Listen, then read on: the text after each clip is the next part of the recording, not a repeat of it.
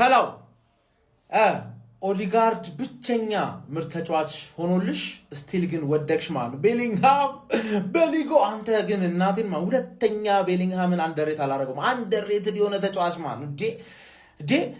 እምባፔ ፈረንሳይ ውስጥ የሚያደርገውን ቤሊንግሃም እንግሊዝ ውስጥ የሚያደርገውን ማድረግ እንዲያስችል የሆነ ነገር ኦሊሴን አምጥተህ ገላግለን ፔሬዝ በእናት ምን አይነት ክላስ የሆንክ ተጫዋች ነህ። ኦዲጋርድ አሳዝነኝ፣ ግን በጣም ብታሳዝነኝም ያን ያህል ታሳዝነኝ አችልም። ምክንያቱም ኢትስ ኦኬ ቅር አይልም። እንደማታለቅስ እርግጠኛ ነኝ። ስታለቅስ አናይህም እና ሃላንድ ተቀይራ ወጣለች። ምንም ማድረግ አይቻልም ነው የምልህ። ተረዳኝ። አርጀንቲናም ስዊዘርላንድም ብትሆኚ ለውጥ የለውም፣ ትለጠፊያለሽ። ምንም ማድረግ አይቻልም። ገባ? ምክንያቱም ኢትስ ካሚንግ ሆም ነው የምልሽ። የአርሰናል ተጫዋቾች ያመጡታል እና ቤሊንግሃም ገባ? ቤሊንግሃም አሁን እንግሊዞች በጥቁር ተጫዋች ምክንያት ዓለም ዋንጫ ሲበሉ ምን እንደሚያደርጋቸው ማየት ራሱ እንዴት እንዳጓጓኝ።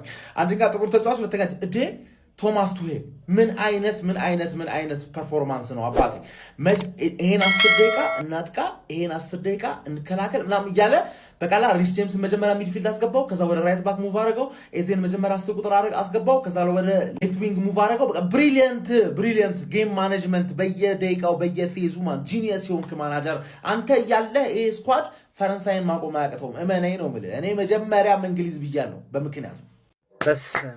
በስመ አብ ይሄ ሰውዬ ምን አይነት ዓለም ዋንጫ ነው እያሳለፈ ያለው? ማን ኖርዌይ ምን አይነት ጎል አግብተው እኔ ማለት ነው ይላችሁ ጎል እስከማይመስለኝ ድረስ ነው። ምን አይነት የሚያምር ሹት አግብተው ማለት ነው። ቤሊንጋ አውት ኦፍ ኖዌር አገባባችሁ። ገብቷችኋል አይደል? አንተ ማግባት አይጠበቅብም፣ ያንተ ግዴታ አይደለም። ኢንግላንድን ኬሪ ማድረግ የለብህም እኮ ግዴታ እኮ አይደለም። ሃሪኬን አለ ከፊት አይደለም እንዴ? 5 የወርልድ ካፕ ጎል አዶን ኬር ብሎ 5 የወርልድ ካፕ ጎል አግብቷል። ማን ይሄ ሰውዬ ብቻውን ነው ኢንግላንድ እዚህ ቶርናመንት ላይ ኬሪ እያደረገ ያለው። ገብቷችኋል? ወደዳችሁም ጠላችሁም ቤሊንጋምን 10 ቁጥር ላይ ካጫወትከው ጎል ያገባል አውት ኦፍ ኖዌር። እንዴት እንደሚያደርገው እኔ ማላቅም፣ እሱም የሚያውቅ አይመስለኝም። ጨዋታው ሲሆን ነው በቃ የሚታወቀው። ገብቷላ? ጎል ያገባል፣ ታክል ያደርጋል፣ ቴስቴ ይገጫል፣ ቻንስ ክሬት ያደርጋል። ለሃሪኬን አሲስት አድርጎለት ነበር፣ ኦፍሳይድ ተብሎ ነው። ምን አይነት ፊኒሽንግ ነበር ሃሪኬን። ገብቷችኋል አይደለም? ሶርሎዝ ገደላቸው። ሶርሎዝ የሚባል ሰውዬ ኖርዌይ በእናት የኖርዌይ አሰልጣኝ አስወጣው፣ ቦብን አስገባው። የሚያምር ጨዋታ አንኛም ሰከንድ አፍ ላይ ገብቷል አይደለም? ቤሊንጋም ግን በጣም አፕሪሺየት ማድረግ አለብን። በስመ ኢንግላንድ ከጁዲ ቤሊንጋም ጋር እጅግ በጣም የተዋጣለት አካሄድ እየሄደች ነው የሚገኘው። እንግዲህ ግማሽ ፍጻሜ ላይ እንግዲህ ደርሳለች ማለት ነው። ያው ከአርጀንቲናና ከስዊዘርላንድ አሸናፊ ጋር የምትፋጠጥ ይሆናል ማለት ነው። ቤሊንጋም አልተቻለም። ያራዳ ልጆች በየትኛውም መንገድ ኳሷ ከመጣች ወደሱ ነው። ማይደክም ተጫዋች፣ ማይረግጠው ሜዳ የለም። ካንቴን እያስታወሰን ይገኛል ማለት ነው። ቤሊንጋም ያራዳ ልጆች ዛሬ ግን ለሃላንድ ኳስ መስጠት የፈለጉ አይመስሉም። ኖርዌዮች ኳሱን ይመልሱታል። ፍጹም ደስተኛ አልነበረም ሃላንድ በጨዋታውም ላይ እንግዲህ እንደተመለከት ነው ማለት ነው። ምንም ነገር ነው ቻንስ ክሬት ሳያደርግ መውጣት እየቻለው ማለት ነው። በዚህ ጨዋታ እንግሊዞች በሚፈልጉት መንገድ ሃላንድንም ያስችሏል ብዬ አስባለሁኝ። እንግዲህ እስቲ ቶማስ ቱሄል ቡድን ቀጣይ ወዴት ይሄዳል? ሀሳብ አስተያየታችሁን ኮሜንት ላይ እየጻፋችሁ ሼር ኮፕሊንክ አይረሳ። ይመቻችሁ። Where is Haaland? 120 ደቂቃ ሀገሩ ማለት ጎል ባስፈለጋት ጊዜ 120 ደቂቃ የማይጫወት አጥቂ ትላለች። እናንተ እኮ ፋራ ናቸው። ጨው ራሱ እንደማይገባችሁ እኮ ነው አረጋግጡ። በቃ ኦዴ በጣም ጸዴ በ5 ጨዋታ 4 አሲስት አድርጋለች። ኦዴ ይበቃሻል። ይኸውልሽ በ5 ጨዋታ 4 አሲስት አድርገሻል።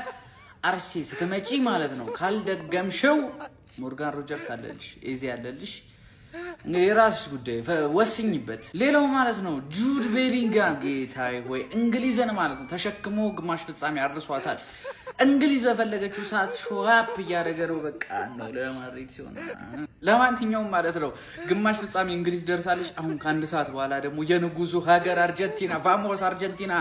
እንግዲህ እኛ አንተኛም እኔ ሮቦት ሆንኩኝ እኮ።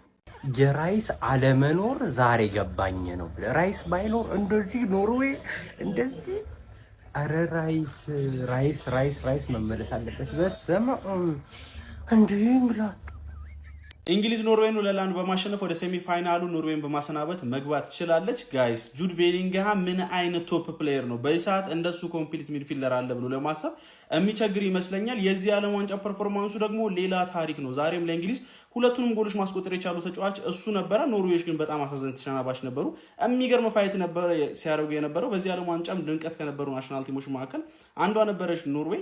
በዚህ ጨዋታ ላይም እንግዲህ በፈርስት ሃፍም በሰከንድ ሃፍም የተሻለችው ናሽናል ቲም ኖርዌይ ነበረች። እንደውም ያመከነቻቸው ኳሶች ዋጋ አስከፍሏታል ብዬ አስባለሁ። በተለይም ደግሞ ሶሎርዝ ለሃላንድ የከለከለው ኳስ በጣም በጨዋታ ላይ ልዩነት ሊፈጥር የሚችል አይነት ኳስ ነበረ። በቅድሚያ እንግዲህ ኖርዌዮች ነበር በዚህ ጨዋታ ላይ 36ኛው ደቂቃ ላይ በሽልረፕ አማካኝነት ክሮስ ለማድረግ የሄደውን ኳስ በጣም በግሩም ሁኔታ ተቆጥሮ እንግዲህ ቀዳሚ መሆን ችሎ የነበረው ማለት ነው። ከዛ በኋላ እንግሊዞች የመጀመሪያ አጋማሽ ሊጠናቀቅ ጥቂት ሽርፍራፊ ሰከንዶች በሚቀሩበት ሰዓት ላይ ጁድ ቤሊንጋም 47ኛው ደቂቃ ላይ ያስቆጠረላቸው። በድጋሚም እንግዲህ ጨዋታው ወደ ኤክስትራ ታይም ካመራ በኋላ 93ኛው ደቂቃ ላይ ጁድ ቤሊንጋም ተጨማሪ ጎል ለእንግሊዝ አክሎላት ሁለቱንም ጎሎች በሱም በማስመዝገብ 2-1 አሸንፋ ወደ ግማሽ ፍጻሜው እንድትገባ ማድረግ ችሏል። የምር እንግሊዝ ዛሬ በጣም ትክክለኛ ዋንጫ ቲም ከሆነች ኖርዌይ ላይ አቅሟን ታሳያለች ብዬ አስቤ ነበረ። ኖርዌይ ግን በጣም ከጠበቅኳት ሆና ቶፕና ነበር በጨዋታው ላይ እንግሊዝን ስፈትን የነበረው። እንዳልኳቸው ያመከኗቸው ኳሶች ዋጋ አስከፈላቸው እንጂ ጨዋታው ላይ ከእንግሊዝ የተሻለ ቢሆን ነው እንጂ ያነሰ ፐርፎርማንስ አሳይቷል ብዬ አላስብም። የኤክስትራ ታይም ልዩነት ነው ሁለቱም ቡድኖች የለያያቸው ብዬ የማስበው ማለት ነው። ኤክስትራ ታይሙ ላይ እንግሊዝ ግን በጣም ጥሩ ነበረች። ውጤቱንም እንግዲህ ማግኘት ችላለች ማለት ነው። ጁድ ቤሊንግሃም አሁንም እንግሊዝን ተሸክሞ መውጣቱን ቀጥሏል። ሜክሲኮም ጨዋታ ላይ 2 ጎል አስቆጥሮ ነበር። ዛሬም 2 ጎል። ሌላ ታሪክ ላይ ያለ ልጅ ነው። ስለ ጨዋታው የምትላላችሁ ሀሳባችሁን አጋሩኝ። የፕላስ ምልክቱ መጫ እንዳትረሱ። ፋራዳም በፋራም ብላ ግን እንግዲህ ዘንድሮ የዓለም ዋንጫውን ወዬ ልትለው ትችላለች። ወዬ ብላ ነው የምታስተናግደው። ቤሊንግሃም ምን አይነት የቁርጥ ቀን ልጅ ነህ! የአደጋ ጊዜ ተጠሪ፣ የእንግሊዝ የአደጋ ጊዜ ተጠሪ ማለት አንተ ነህ ማንዬ።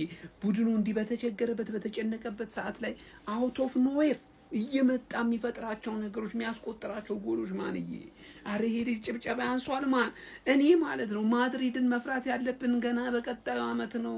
ኤምባፔን እያያችሁት ነው። ይሄንን እያያችሁት ሌላ ከለር ይዞ ሊመጣ ይችላል። ለማንኛውም ግን ይሄ የእንግሊዝ ብሔራዊ ቡድን ዘንድሮ ሳያስፎግር ዋንጫ ጠቀል ያደርግ ነው መሰለኝ። እኔ እየተመቸኝ አይደለም። ዋንጫው አካባቢ በጣም እየተጠጋጋ ነው።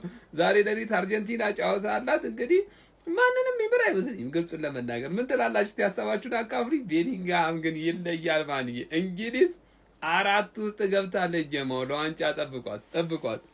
ቀላሉ ቲም ነው ያለፈው። እንግሊዝ ማለፈው ይሻላል በእውነት። ኖርዌይ እኔ ኦዴጋርድ ብቻውን ነው እንጂ ይሄ ሰውዬ ምንም ክሮስ ማድረግ የማይችሉ ፍጥረቶች ክሮስ አድርግለት ለሃላንድ። በቃ ሃላንድ ያገባዋል እኮ።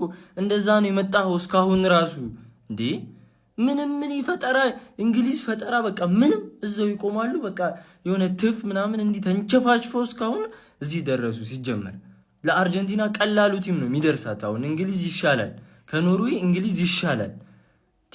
ኦዴጋርድ ማን ያግዘው? ብቻውን ሆነ። በቃ ምንም ያዞሯል ብቻውን። ይህን ሰውዬ በቃ ገደሉት። አንድ ክሮስ ማድረግ የማይችል ሰው የመጀመሪያውን ኳስ ብቻ አገቡ። በቃ አርጀንቲና አለቅሽም ታያለሽ። እግዚአብሔርን የመጨረሻ አሳዛኝ ቲም መቤቴን ኖርዌይ መቤቴን እኔ በጣም ነው ያሳዘኑኝ። አላጀኔ እና ያለና ኳስ እንግሊዝ እግዚአብሔርን ጎል ያስቆጥራሉ፣ ግን እንዴት እንደሚያስቆጥሩ አይታወቅም። እኔ ጨዋታቸውን እያየሁ ነው እኮ ሙሉ በሙሉ ፖዚሽን ይዘውታል እኮ የጨዋታው ላይ። ግን ምንድነው ችግሩ መሰላችሁ? ጎል እንዴት እንደሚያገቡ አታውቁም። ይሄ ጤነኛ ያልሆነ ሰውዬ ምን አይነት ጎል እንደሚያስቆጥር አታውቅም፣ አትጠብቀውም። በቃ ቤሊንግሃም ዛሬ ምን ለማድረግ የሞከረ እንደሆነ አልገባኝም። ለዚህ ውጤት ተጠያቂ ይሄ ውሻ ሶርሎስ። አንተ ኳስ እንዳትጫወት በቃ እንዳላይ ስትጫወት ሁለቴ ታስባለህ። ለሃላንድ ፓስ ለማድረግ አንተ ዓለማችን ምርጡ አጥቂ እኮ ነው እዛ ጋ ያለው። ፓስ ማድረግ ነው በቃ ግራ ማለት ነበረ። እሱ ነው በቃ ዋጋ ያስከፈላችሁ። ከዛ ኖርዌይ ሙሉ በሙሉ ተበልጦ ነበር። ሰርፕራይዝ ቲምም የነበረው እሱ ይመስለኛል ለዚህ ወርልድ ካፕ እንጂ ሙሉ እኔ ኢንግላንድ እኔ በምንም ተአምር ወርልድ ካፕ ትበላለች ብዬ ለመናገር ኮንፊደንሱ የለኝም። ምክንያቱም እንዴት ጎል እንደሚያገቡ አታውቁም። አይችሉም ስላችሁ ጎል ማስቆጠር የምታዩ ሰዎች አንደርስታንድ ታደርጉኛላችሁ እንዴት መናገር እንዳለብኝ። ስለዚህ ጨዋታ